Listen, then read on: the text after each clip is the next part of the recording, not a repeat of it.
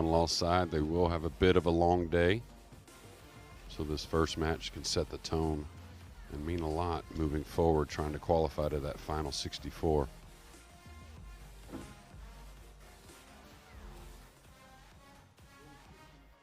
You would have to think Chris Melling is a very big favourite in this one.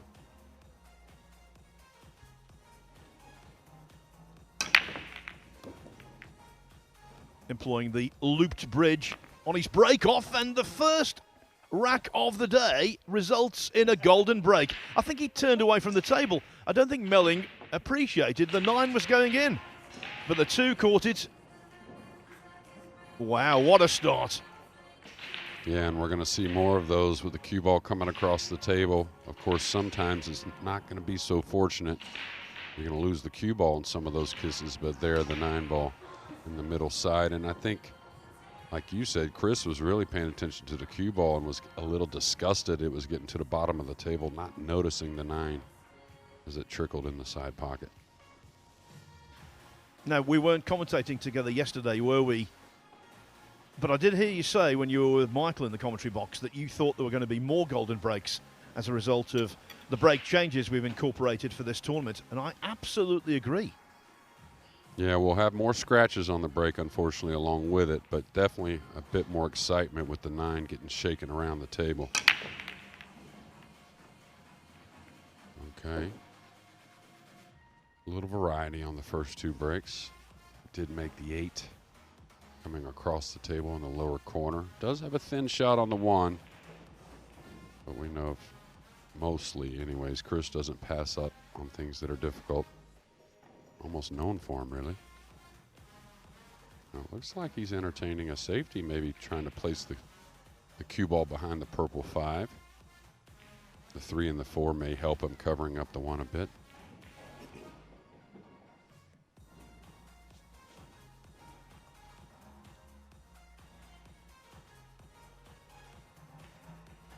But I'll tell you one thing that I've noticed with the new break rule is really no complaints from the players as far as losses. Oh, shots after the break killed me, or it was a lot of easy layouts for my opponent, whatnot. It was, heard comments in breakfast every morning that, hey, he ran 4 or 5 racks from nowhere, and that's what we want to see. That's what we want to hear from the players, really, no complaints.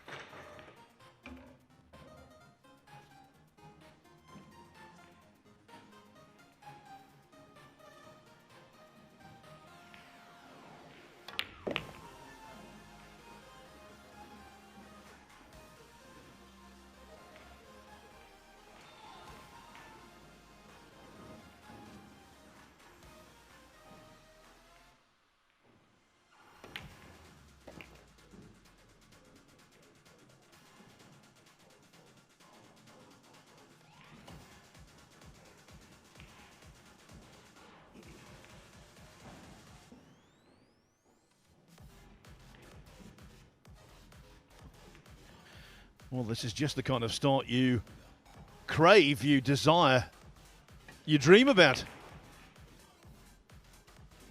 Yeah, golden break to start, and now a very nice opening shot on the 1 to get the second rack started for Chris. And more matches for Chris, the better he should get.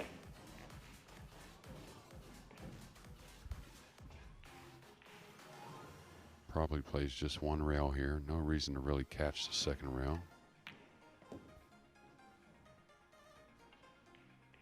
And Chris Melling flying here on qualification Thursday.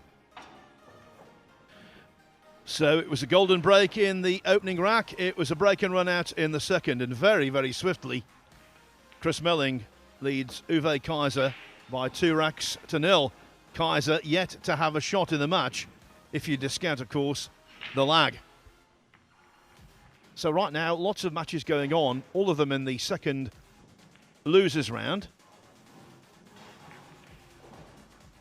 Melling is outpacing everyone. Can tell you though, Skylar Woodward took the opening rack against Harold Stalker.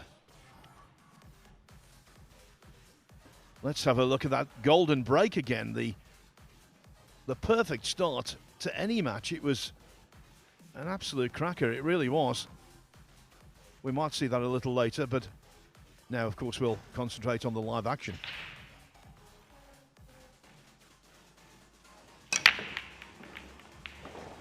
Little less cut on the one right there. That's where you'll see the guys hit the one above the side rather than trying to pocket the ball in the side.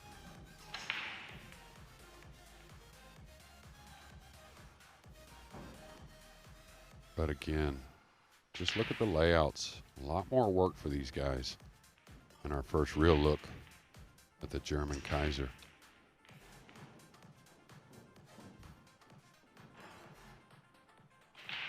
And I've been very impressed so far, Phil, with the German players that we don't know the names of so much.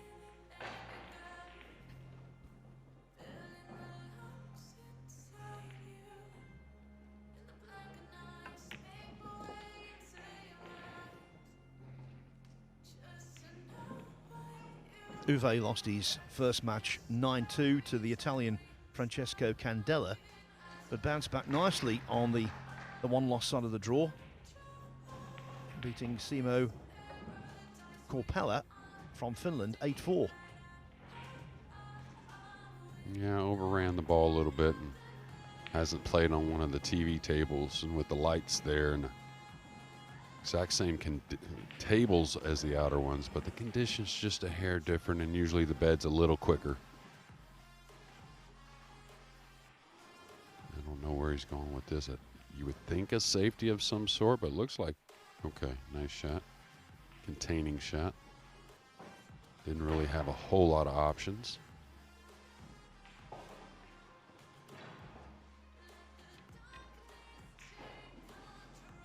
Now this is a bit touchy. Should just use the pink 4, getting the 2 out in space. I don't think he's really, oh, he is going to edge this.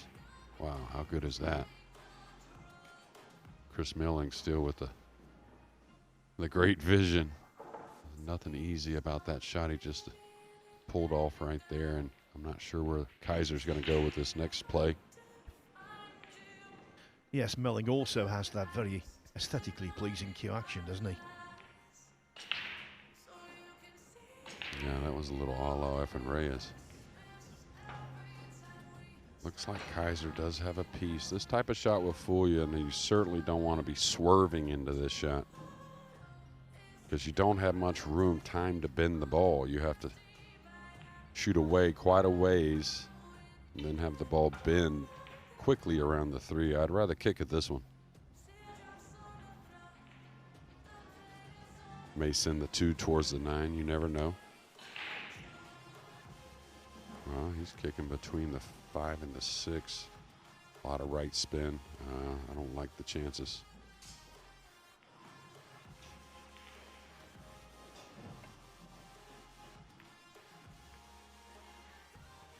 Not being overly critical, but that seemed inevitable. Yeah, well, the camera really showed us where he was addressing on the end rail, the bottom rail here, and didn't make sense. I think he had to go to the top cushion. Wasn't much room to get by that 3, but there was enough. Now Chris has to entertain, what do I do with the 6? I think he might play a 2-9 and try and screw the cue ball back behind the 3. The one good thing is the 5's near the 6-9, so if he wanted to try and open those balls later, he's got some possibilities.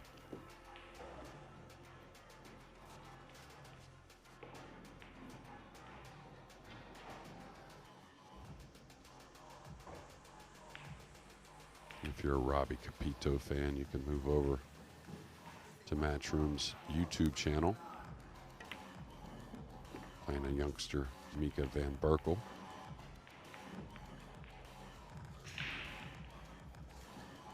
Yes, Van Berkel has taken the opening rack, not in a really nice 9-ball to do so.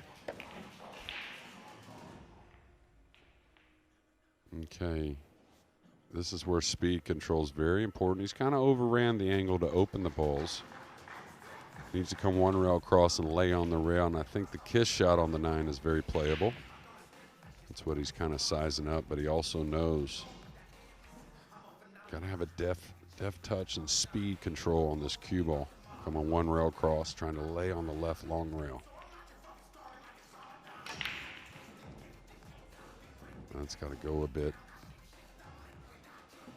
Good thing for Chris is he knows he's always got a pretty containing safety just in case he didn't get to an offensive situation.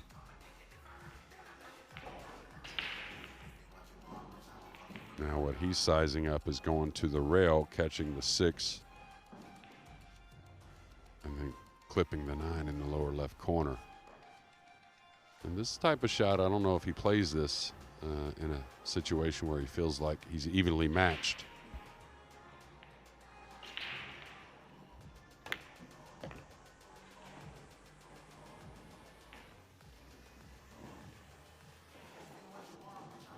Yeah, I think the 6 was a fluke. Phil really was going after the 9.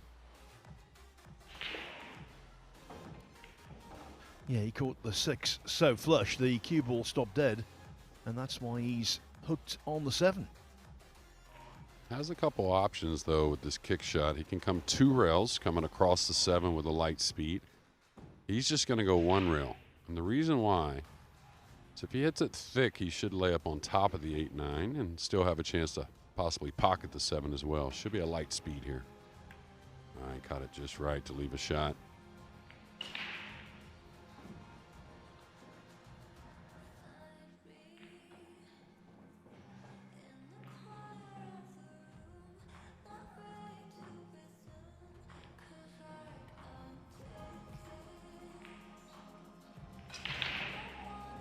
Don't forget, coverage on Table 1 is available at Matchroom.Live and also on the Matchroom Pool Facebook page. Oh, what a horror show that was. Yeah, and again, in Kaiser's defense, a little slicker out there on the TV tables, and they expected that cue ball to catch that second right rail. Chris Melling about to pot another easy 9-ball. Yeah, 3-0. The first, a golden break. The second, a break and run out. The third, frankly, a gift. Kaiser scratched, and that was that. Now over on table 2 there, you can see in the right-hand corner, young Mika van Berkel. He's only 16 years of age. He actually looks a little bit younger than that. He's a very good cueist from the Netherlands, and he's about to take a 2-0 lead over Robbie Capito. Other scores around this large arena. Skylar Woodward, he's 3-0 up on Harold Stalker. Calvin Washburn from Czech Republic, he leads Pier Francesco Garzia from Italy 2-0.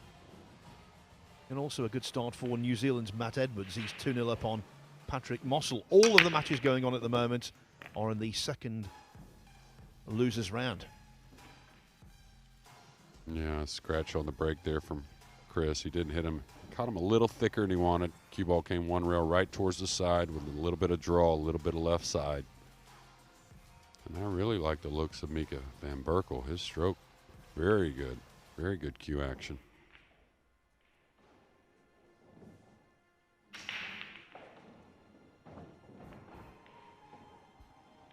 So, of course, Jeremy, as I said, this is the second losers round. It means that if you do lose, that's it. You're going home. Elimination. Yeah, and they're in the stage. They have to win 3 matches, I believe it is today, to qualify. And they're only going to get tougher and tougher as they go.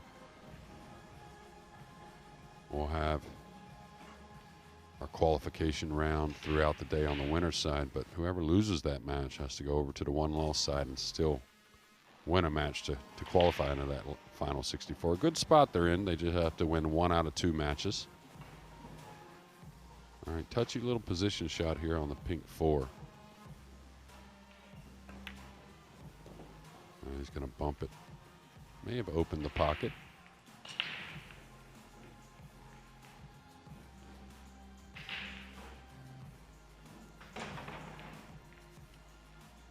Robbie Capito on table 2. I was walking around the town last night in search of a little food. Saw him jogging throughout the city late in the hour. These players these days, they stay in shape. A lot different than years ago.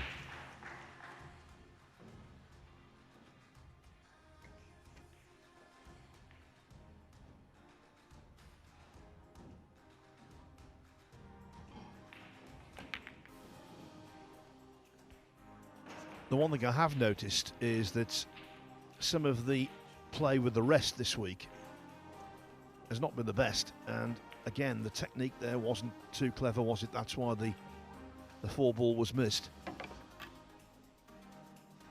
It's a multi-purpose rest. You can use it in so many different ways, as you can see. Yeah, back home some call it the Batman kind of rest, the image of it. Now, Chris, you're going to see very good cue action with the rest.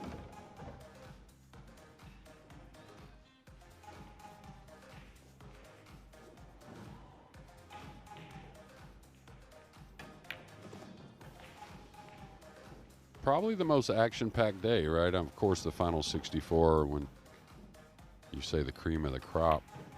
Moving on, that'll start tomorrow, but in other sports, this is kind of like a Thursday during March Madness. You see so many important matches and games for guys to really get set and, you know, get to what we think is making a way to try and win that title. Yeah, you always see those extraordinary photos, don't you, in the mega sports book at the Westgate in Las Vegas, with everyone packed in to see so many games going on. They call Chris Melling the magician, and right now he's making racks disappear quickly. 4-0 up. Now this is the slate on table 2 today. Mika van Berkel 2-0 up on Robbie Capito. Torsten Homan then goes into battle against Ratapol Sassman from Thailand. Alexa Pachelsch from Serbia, improving all the time. He takes on Switzerland's Ronald Regley. And then I think a really attractive match, Jason Shaw against Badr Alawadi from Kuwait.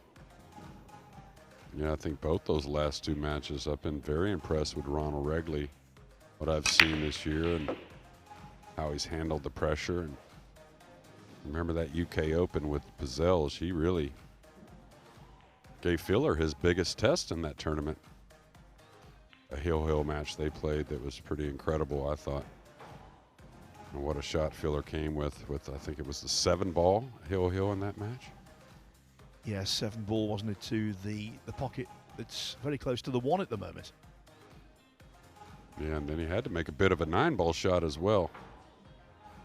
Rollout situation here.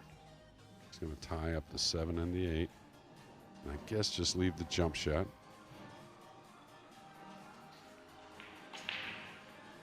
Got to pass this, I think. If you're Kaiser trailing 4-0, you can't take this on.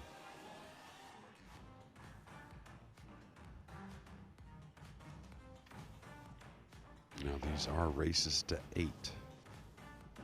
And some of the races will change. Any qualification match is a race to 9, that being on the 1-loss side or the winner side.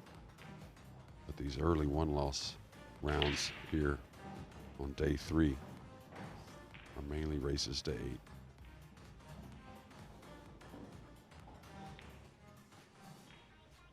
Now Chris, I thought it was going to be the jump cue, but doesn't have a whole lot of room. He's definitely going to use the second cushion. And the way the 2 lays, if he hits this ball, good chance he makes it.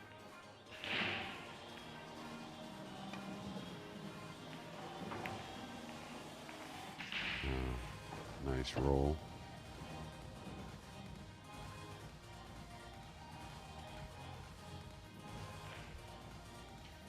Just to remind you that you can see all of the table to action today and indeed throughout the week on the Matchroom Pool YouTube channel. At the moment, Mika van Berkel in this race to 8 is 2-0 up on Robbie Capito. Capito missed the 2-ball and was disgusted with himself just before we went over there. And of course, the indirect consequence of that, he's now in strife.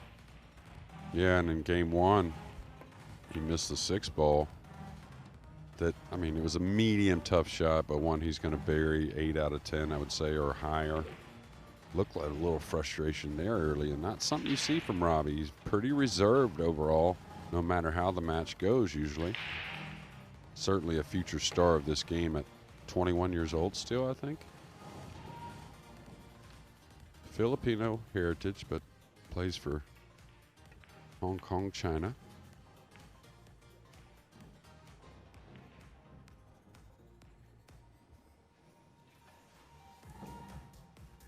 Another very neat and tidy hook from Chris Melling, who has got a very extensive snooker background. He's played professionally on the tour, and he's beaten the likes of Matthew Stevens, Luca Brissell, and Nigel Bond, all of them world-ranking event winners. Yeah, he's definitely got a talent for anything with the cue in his hand. Played a lot of English 8-ball here of late. I think all of us would like to see him out here playing just full-time pool, 9-ball. He's an asset to our game, I believe. Smart shot not jumping at this. Really a pretty easy hit with the kick. The 7-8 tied up. Kind of where you're going with the jump shot. So smart decision taking the jump cue out of his hand.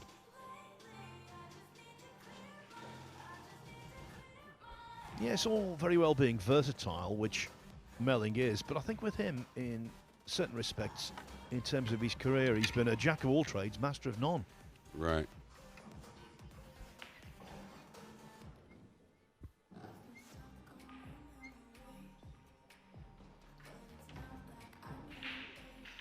Yeah, I wouldn't know exactly what his biggest win in 9-ball pool is. I know he won the Derby City Classic. That was a huge win. I was there. He played awesome.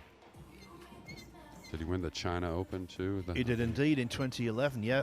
Portugal Open on the Euro Tour in 2010. It's not going to be happy with that, catching the one pretty thick. And a little under hit with the cue ball as well. Yeah, and completing Chris Melling's CV, played in Moscone Cups, and in 2012 he was the MVP. Yeah, we all remember the kick shot he made. I think it was against Brandon Schuff, I believe, if I remember correctly. Which there's so many of those kick shots and scenarios. Great shots, a highlight reel. Almost like no other.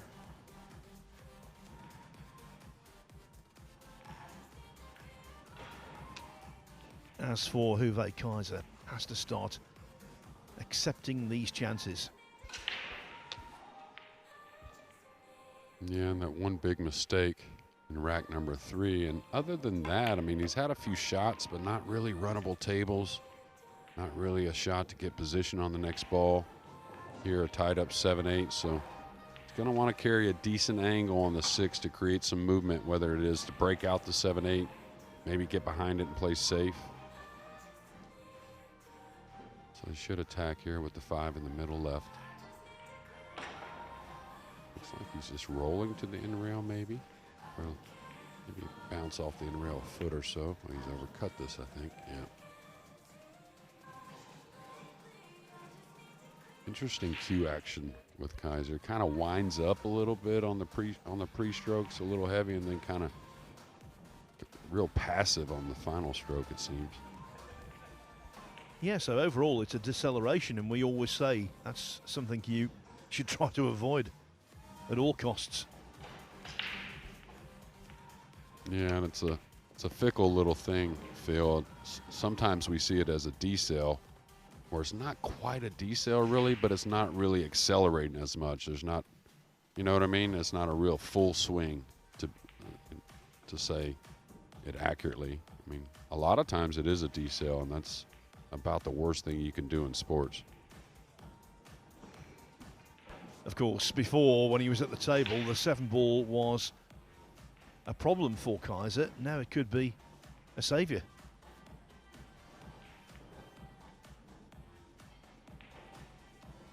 Yeah, and this is where when you don't have much angle, and you have to put a little more heat into the stroke, a little more pace. That's where the slick table can really fool you on how the cue ball is going to react. I kind of like drawing this ball with low right and trying to spin 2 rails into the 7-8. He's going to try and force it above the side. Like that. What a stroke. Well, you were talking about the highlight reel. Get that one on there. It's the first match of the day, and that's a serious candidate for shot of the day already. Yeah, of course, the 6 wasn't that tough. Became a little tougher at the speed, but man, what a gut instinct and being able to predict the arc of the cue ball. And that's the difference in, like people talk about, they try to compare pool and snooker. In pool, we're always having to deal with the swerve of the ball and arc of the ball, and I think it makes the 2 cue actions a little different. Chris Melling played that wonderful developing shot, and now a rout is developing because he leads Uwe Kaiser by 5 racks to 0.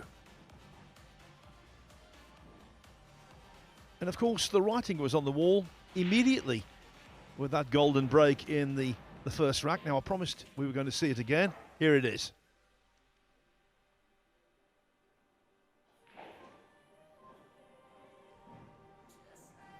Always good to get a golden break, Jeremy. I suppose the ideal time would be hill-hill. But if it happens in the first rack, maybe you start to think, destiny's in my favour. Yeah, and I wouldn't doubt we see some consecutive golden breaks from a player or two. And just thinking about it, these guys are going to have a long day on the one-loss side. And the schedule that Matchroom has put together is much better for these players, but Chris is probably going to play, if he goes on to win here, and he should. He'll play fairly soon again on the one-loss side, but then he'll have a little wait if he can continue his run and have to face someone coming from the winner side later in the day. This is a shot you may use the jump cue if you're snookered. Not too hard to hit the 2 full and bang it around. Try to use the 5, 6, and the 3 ball as a snooker. You know, again, Chris being a pretty big favorite here, he doesn't have to take that chance, but in other circumstances later on in the day, things will change.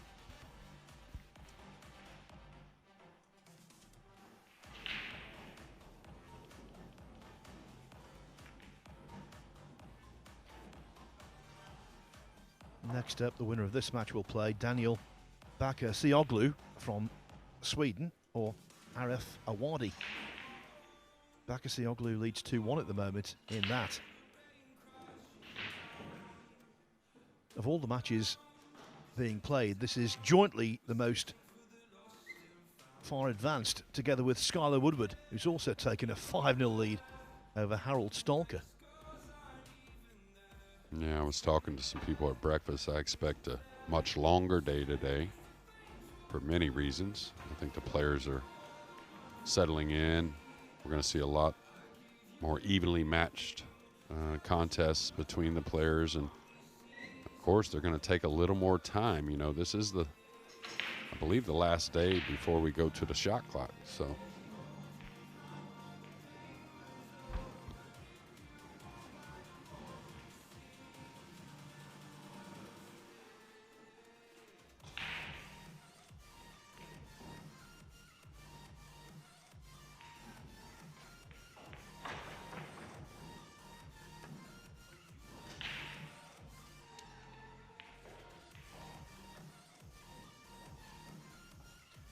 well, with the 2 out of commission, the deliberate foul was played with the intent of tying up the 9 with the 8.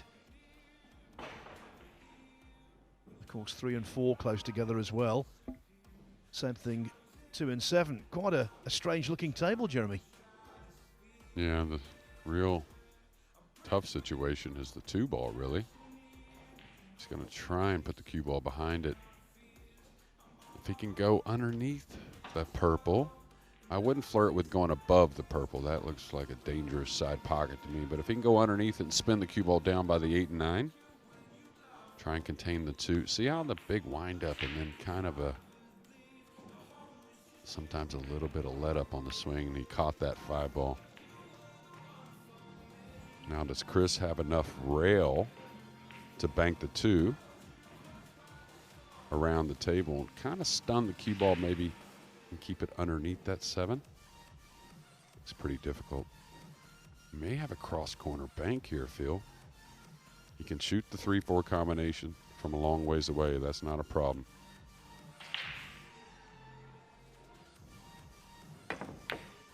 That's the shot I originally was talking about, and he made that look easy.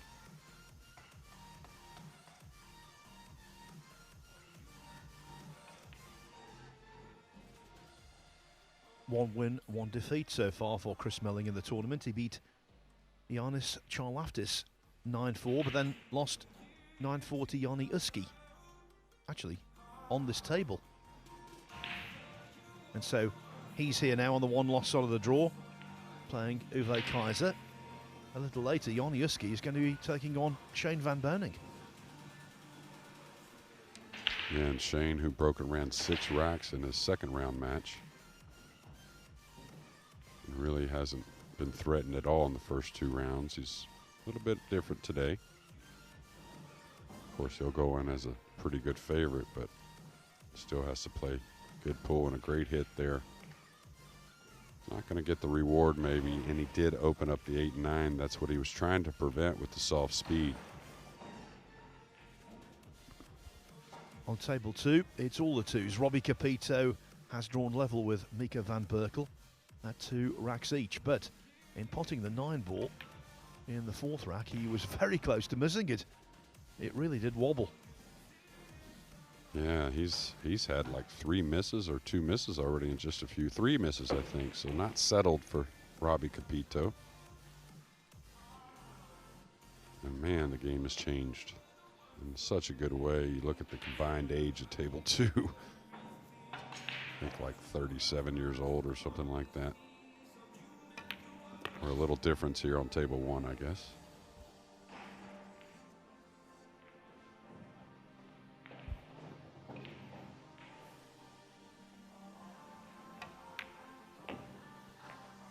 Yeah, I think we can say Chris Melling is now a veteran. He's 43 years of age.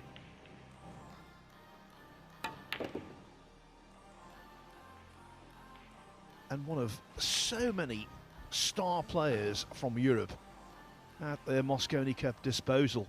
They could pick 4 teams, couldn't they? Maybe 5 or 6. Sorry, Jeremy.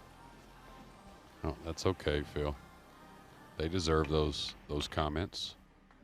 Hard workers, and you wonder about a guy like Chris, and maybe not just thinking about him, but a player in stage of his career. And I wonder if he ever entertains any changes that someone he trusts may suggest to him. That's a hard age to start making a change, but if you're still going to be out here trying to make your living, I don't think it's a bad idea. And with a guy like him, I don't think it would be a major change. I just think about things like that. Well, there have been changes here in Fulda over the years, inevitably, because the town was started in the 8th century AD. There's some wonderful Baroque architecture. Where we are, just next to the railway station, it's the Esperanto Hotel and Conference Centre.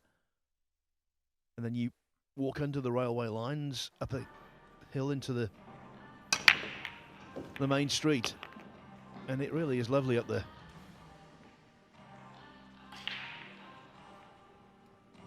And that break-off wasn't too bad either. Yeah, he's made 3 on the break, the one in the side, the wing ball. And I think the guys, again, that make the wing ball more often, it's a little heavier cut, meaning, I should say less cut on the one, a little heavier hit on the one. Seems to be pushing the corner ball in from time to time. And he caught the 5 going by, and now doesn't have a pocket for the 4. It doesn't appear. Maybe it slides by the 5, but it doesn't appear so. Probably shaves the bottom of the 4, putting the cue ball behind the 9. Pretty natural. Something he should succeed in.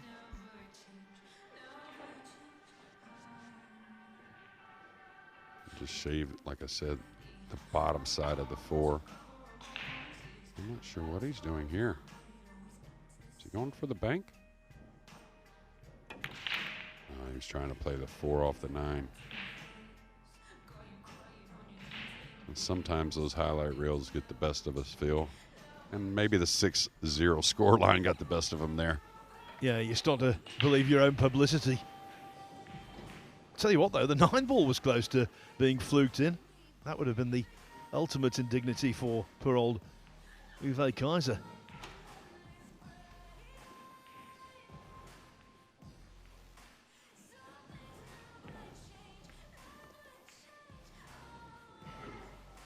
Okay, he's gotten a little on the wrong side of this 5. Could force the cue ball 3 rails around the 8, back down for the 6 in the lower left. Could just slow roll this in, which is what I would suggest, I think. I think we may really have a match on our hands, though, on table number 2. The youngster at the table again, trying to take a 3-2 lead.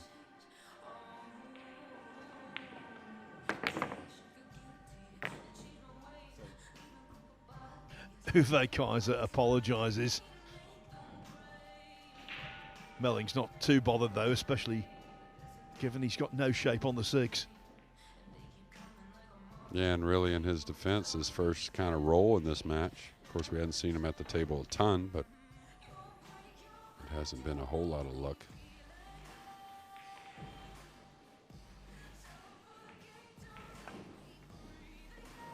Wow, what a lovely effort that was. Probably here comes the jump cue. Well, I don't know. That cue ball crept pretty close. It's an easy cross corner kick for Chris. And something he excels at. Anyways, ooh, I can't believe he's looking at 2 rails. Yeah, you would never go 2 rails here. You can't, it doesn't offer shape. Unless you catch a little piece of the 6, your cue ball's either going to follow this 6 in. I can't believe he's not kicking cross corner. This is where I think the highlight thing is getting the best of him again, maybe. 99 out of 100 players in the room would just kick 1 rail off the left side rail. This offers a nice shot. Not saying that was difficult, but the future of the cue ball was, I don't think his percentage play, but No, you're right. That was a show-off exhibition shot when you're leading 6-0. But he's now going to be leading 6-1. The 9-ball hit its unnecessary pace. yeah, it didn't take much time before getting down on the ball. And really, Chris needs to be looking forward past this match, getting really finely tuned. Taking dead aim on everything is what I kind of call it. Yeah, the thing is, as you said, you made the point, he might have to play 3 matches today, and if you can conserve mental energy as much as possible, that's definitely to your benefit. Yeah, and really doubt, right? As long as you keep doubt out of the mind, it's going to serve you well, and the missed 9-ball doesn't help. Let me quickly give you some scores in this second losers round. Viktor Zielinski 5-2 up on Christos Melig Aliotis of Cyprus. Jeff Beckley 3-3 with Ramazan Akdag. Rafael Val, who came so close to beating Joshua Filler yesterday, he led 5-0, 6-1 and 8-4 before succumbing 9-8. Well, he's 4-1 up against a fellow German, Fabian Breuer.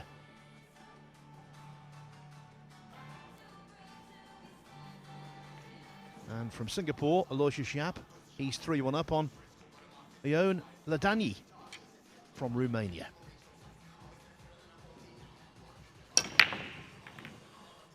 Yeah. Han from Singapore playing in this round as well, if you're a fan of those 2 great guys, and hard not to be. Really, really great guys. Gentlemen of the sport. Yeah, totally. And Han, the veteran who partnered Aloysius Yap when they were runners-up in the World Cup. He's 4-2 up on Holger Gries.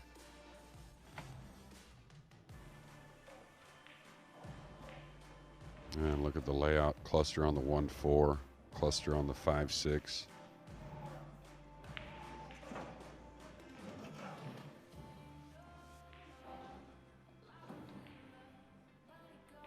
he playing the bank here, I think? Oh no. He's trying to break this ball out. Wow. Playing the combination. 3 9s there, though, so I wouldn't have worried about the 5-6 myself. If he plays into the 5-6, good chance he doesn't get shape on the 1. I would recognize the 3 9's a pretty easy combination. And the 2's right there to play easy shape on that combination. Mika van Berkel just a couple of pots away from being halfway towards victory against Robbie Capito. The Dutch 16-year-old does indeed lead 4-2.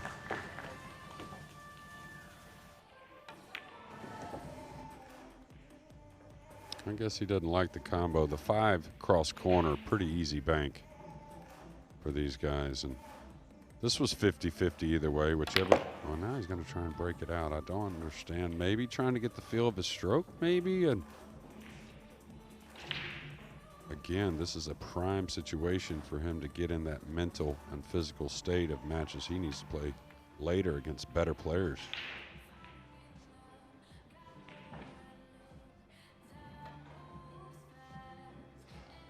Kind of like a game face, you might say, Phil. It's a dangerous tactic, this. It really is.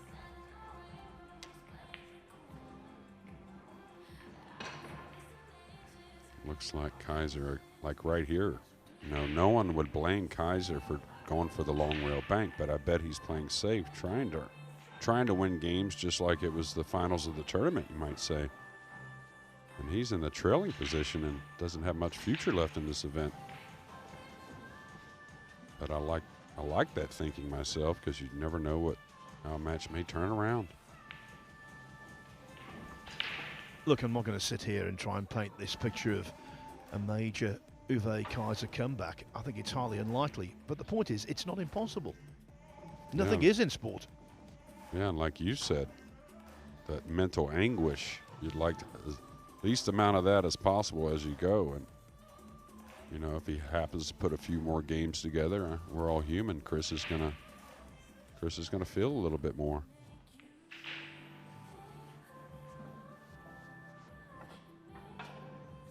Now this will be a 2-rail speed, I think, to where he may clip the 5 behind the 7. If he catches underneath the 5, maybe the cue ball floats behind the 7. He shouldn't really take too much of a rip at this. Maybe, like I said, about medium. Should be a high right English.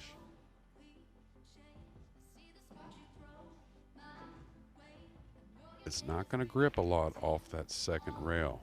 Okay, I like the line he's on here. It's going to go past it.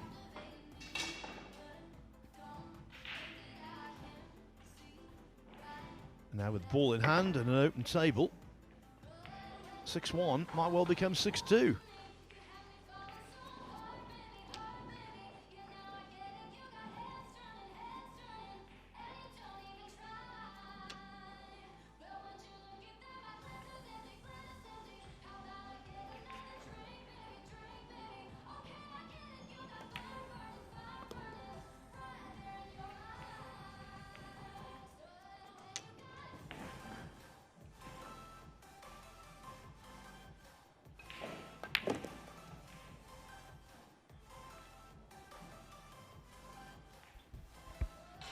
He's got to make a bit of a shot here on the 7. Real natural, just go back and forth out to the center of the table. You could actually just use 1 rail if you wanted.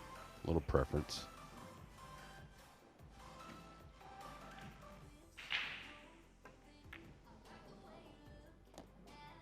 Nice kill stroke there.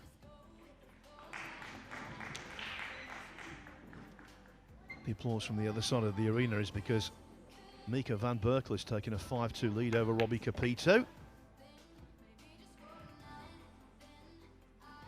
And the looseness of Chris Melling is being punished here.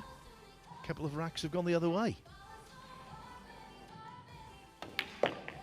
Yes, indeed, the 9 ball goes in. Uwe Kaiser now restores a modicum of respectability to the scoreline.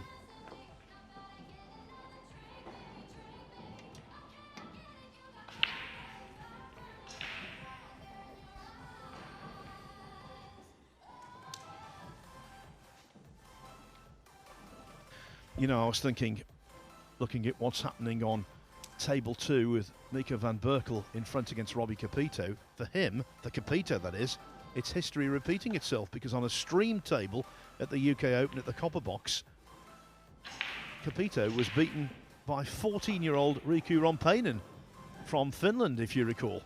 And so another teenager could be getting his number here. Mika van Berkel 5-2 up. I can tell you, Tobias Bonger's great name. I love saying that. He's 5-3 up on Simon Ayres. Elliot Sanderson, the shouter. He's been quiet at this tournament, literally and figuratively. He's 4-3 up against Adbala Al-Quatan. And Skylar Woodward now 6-2 up on Harold Stalker. Remember, it's races to 8 on the loser's side. And so Matt Edwards, who's leading Patrick Mossel 7-1, he's already on the hill. Yeah, we were talking about Matt Edwards this morning at breakfast, and I was sitting with a bunch of the Kuwaiti players, and they were talking about travel to the U.S. and whatnot, and how long it is, and I was like, well, think of what Matt Edwards has to go through every event, and it seems like, and it does make sense, the longer he stays in the event, he just plays better and better. It's got to be so taxing on your body to make that trip from Australia so often, and he's a very fit young man, so he gets through it, but it's got to wear on you a bit. Also on the hill, Yuri Pestlov, 7-1 up on Tiberiu Iorgulescu from Romania. Now remember, Pestlov on day 1 played very nicely to beat Ralph Suke. Yeah, I was very impressed with that man's, with his game, his stroke, his decisions were great.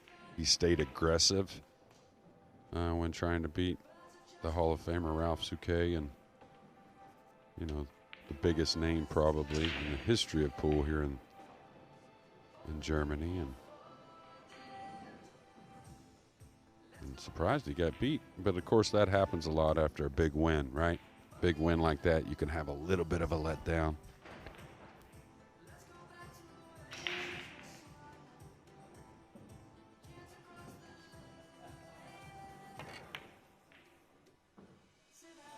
Yeah, I've seen it so often, Jeremy, on the snooker tour, where you get a real upset, and then in the next round, the guy just completely falls apart, and the top seed who he's beaten is really annoyed.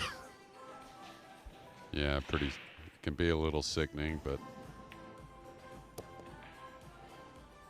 none of us want to get beat, but sometimes there's special moments for those underdogs, and you know, I never wanted to get beat, of course, whenever I played. But looking back at sometimes, you know, the moments for other players, it's not that terrible of a thing to be a part of, and a pretty unforced error there with a cross-side scratch from Chris Melling. You can switch off a light, you can switch off a TV, you cannot switch off your concentration in top-level pool, and that's what Melling's done here, and he's paying the price. Yeah, and I think that he almost shot the wrong ball right there. I think that Kaiser was addressing the purple 5, not realizing the pink 4 was on the table. Maybe his favorite movie's the color purple. Maybe. Pretty darn good movie, and I believe an Oscar winner, if I remember correctly. You probably remember this. There was a big debate in my house anyways. Used to be the Oscars were always on a Monday when the national championship was played from March Madness, which was changed, I think, about 20 years ago. But my mom usually won that argument between my dad on what they were going to watch. So, big Oscar fans.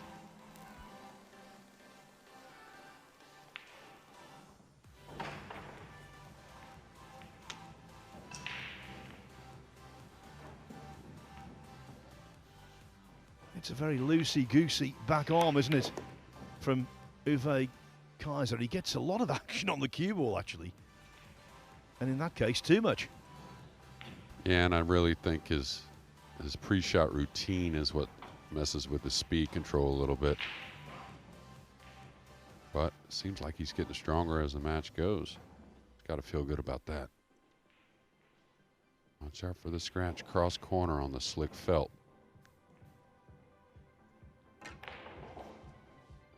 He's overcut it. So Chris is going to get a bit of a reprieve after stumbling these last few games. Yeah, self-inflicted stumbling as well. Now, though, he's back on track, and he's back well in front and on the hill at 7-2. I'll tell you, on table 2, this shot right here I think is huge. And if he comes away with a shot on the 1, made a nice kiss shot on the 6. A little funny on the 1 ball for the youngster. You can see that match on Matchroom Pool's YouTube channel. A few other scores for you. Ivan Caio from Portugal. He's 6-1 up on Valentin Vogel. Fabian Negline. He's 5-3 up on Benji Buckley, who we saw lose to David Alcady in quite a scrappy match on the main table yesterday. Yeah, now Chris, again, one of the few you'll see break with the open hand bridge. He's got a great starter here, and really, well, 6-9's a little funny on the end rail, but got a good chance to end this match here, I believe.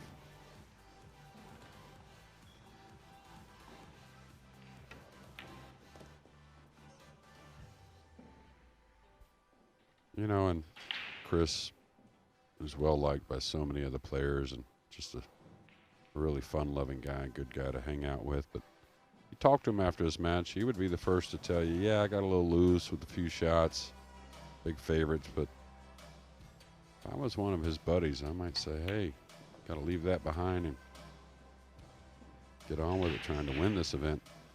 Get to that strong mentality, no loose shots.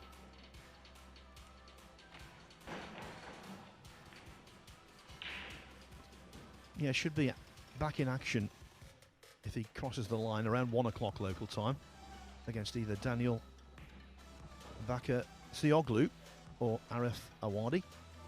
Bakasioglu leading that one 4-2 at the moment. So he will have some form of rest. It's not continuous. But he's got to apply the finishing touch first, and that doesn't work. No, he was trying to creep up 2 rails and maybe bump the 7, have some type of draw kiss shot on the 9 with a bit of a backdoor safety. Nah, he's just got a kick. He's got a kick with a lot of spin to the right side rail. Try and dive the cue ball back at the 6, and things not looking good for Robbie over there. Scratched on the jump shot, giving up ball in hand, trails by 3 games. Yeah, I don't know about this. It's got to be just the 1 rail kick here.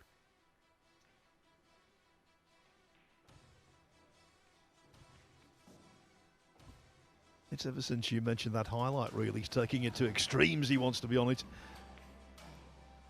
on multiple occasions.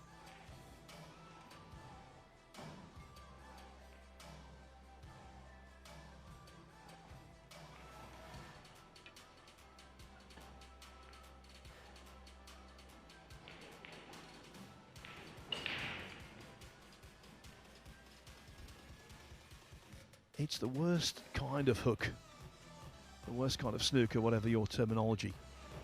The one when it's self-imposed. Yeah, and him looking from this pocket here tells me he's going to go some 3 cushions around at the 6-9. Hard to judge with a level cue on the slick felt. If he does go 3 cushions, I wouldn't be surprised if he elevates the back end a little bit. It tends to hold the line a little better, hitting down on the ball. Don't get as much arc on the cue ball.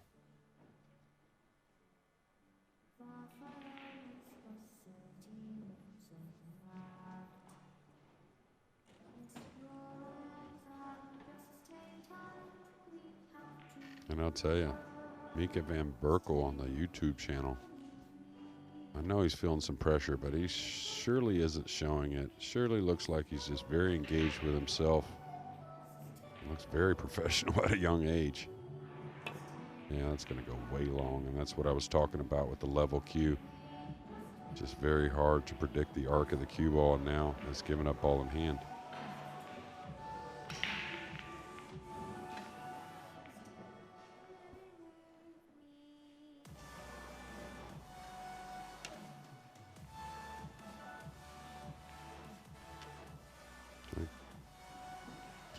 The 6 there, you got to hit this with a little more speed. Make sure you don't get a double kiss on the cue ball. Oh, you hit it light. Must not have been froze to the rail. So the 6-9 carom takes us 1 rack deeper into the match. Uwe Kaiser now only 7-3 behind. I can tell you we've had some results already this morning. Can Salim, keep your eye on him from Germany. He's beaten Rainer Beerman 8-2. Skylar Woodward came through 8-2 against Harold Stalker. And Matt Edwards, an 8-1 winner over Patrick Mossel. As for Mika Van Berkel over on table 2, he's shining. He's 6-2 up on Robbie Capito.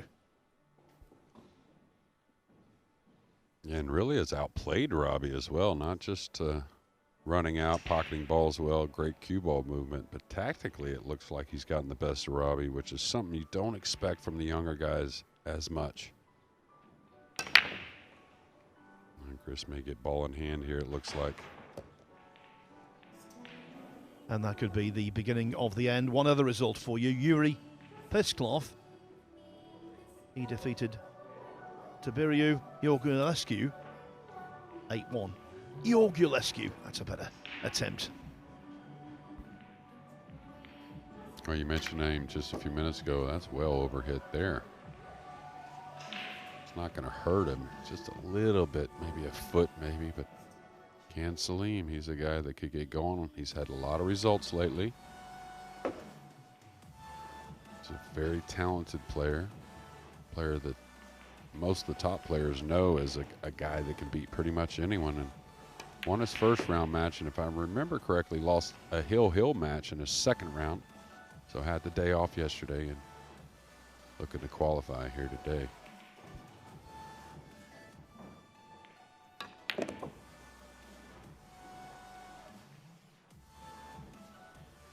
Well, by Melling standards, he didn't quite get hold of that one. Okay, still on the 5.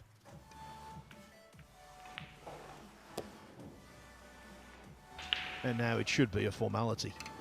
Yeah, I would just stop this myself. Yeah, just like that. Now 2-rail angle to get at the 8 and the 9 next to it. So Chris is going to move on. I think he just needs to shore a few things up.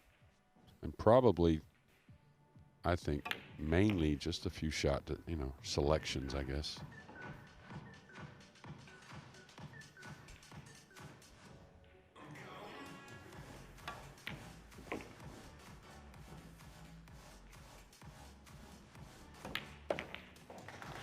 Yes, it wasn't full pelt, was it, from Chris Melling? There were a few mental errors, I think, particularly when he took a 6-0 lead. He thought he was invincible.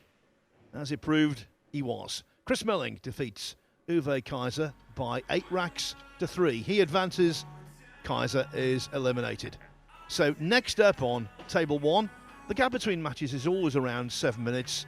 Next up it is